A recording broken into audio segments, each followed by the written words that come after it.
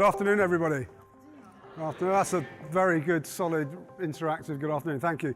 My name is Ian Price. I'm a business psychologist. Limbic system, yeah. So the limbic system is the base part of the brain that developed first. It includes bits you might have heard of, such as the amygdala, which is responsible for fight or flight. Okay, gently throw the ball towards me. Thank you. Okay, so what's going on here? What's this all about? So we've introduced a model of the way in which the brain works.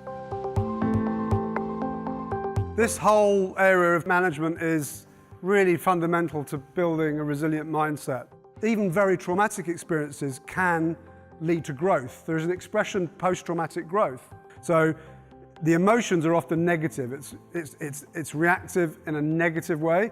Not just about the future, but about the past. That level of self-awareness is half the battle. How we react emotionally to an adversity is about our beliefs. Our beliefs act as a filter. I'd like to thank you for your participation. Thank you very much.